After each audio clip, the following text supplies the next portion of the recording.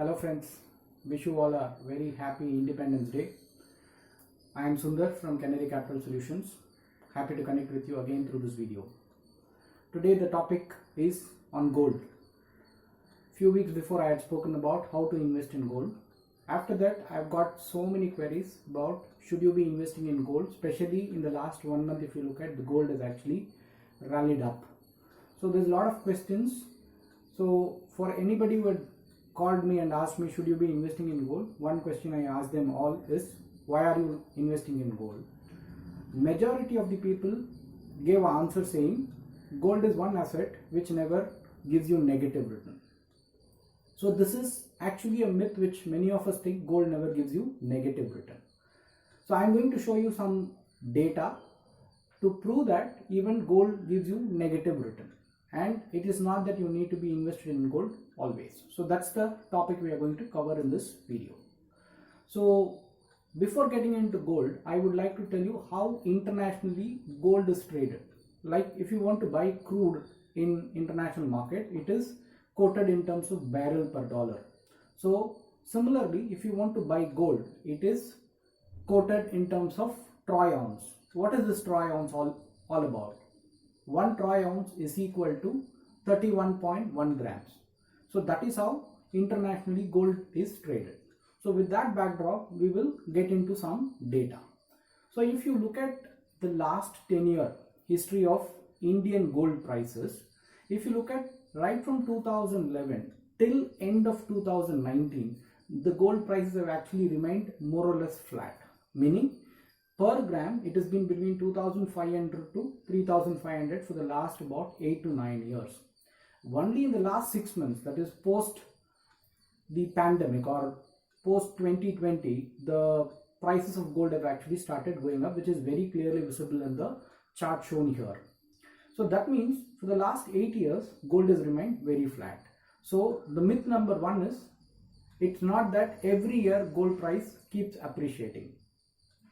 So if you look at the returns given in this chart, the last 5-year returns of gold shows about 11%. Of course, it's a very good return to make 11% growth over a 5-year period. But if you just rewind it back by 1 year, okay, take this data to 31st May 2019.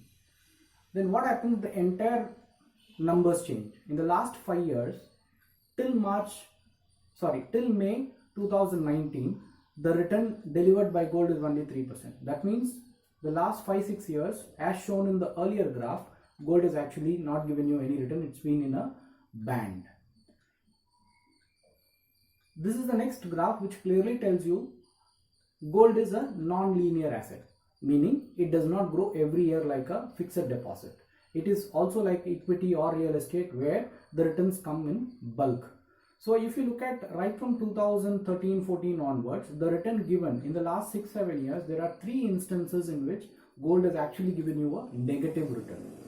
Right from minus 11% to about minus 1% and 6%. So if somebody has stayed throughout the last 7 years, then only you have made that 11% kind of growth. And most of your returns have come only in the last 6 months.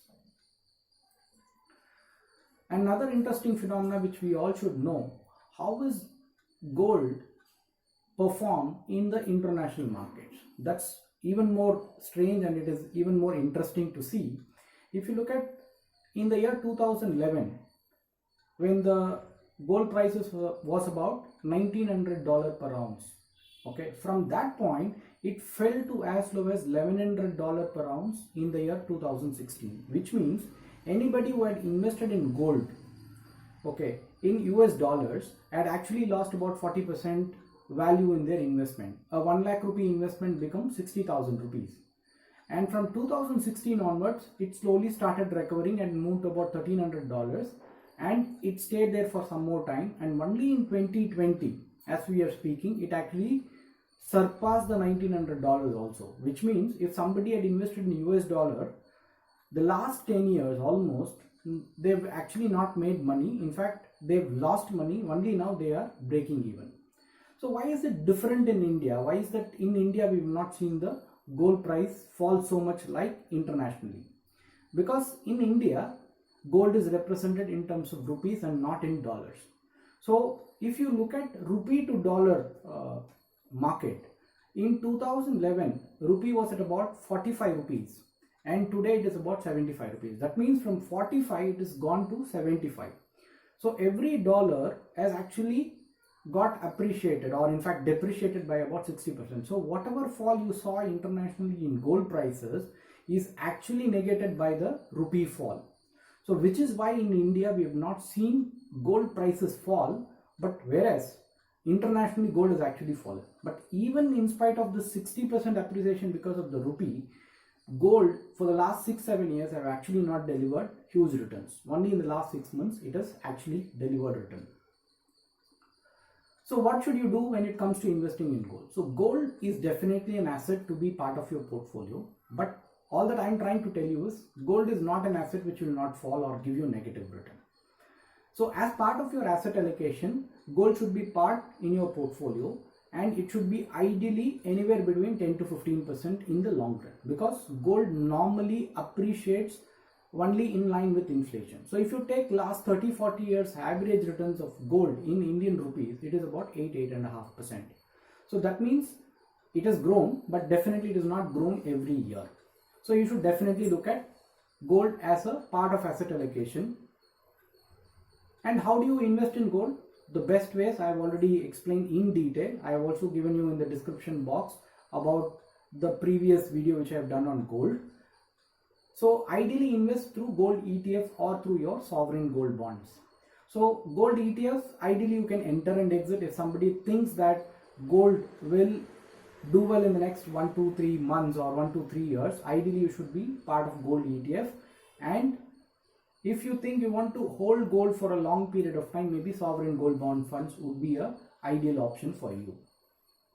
So just to summarize of whatever we have seen, gold is also non-linear. It is not that gold keeps appreciating every year. So that's the point we need to be aware of. Gold acts as a hedge. I think this is a very important aspect which we should understand.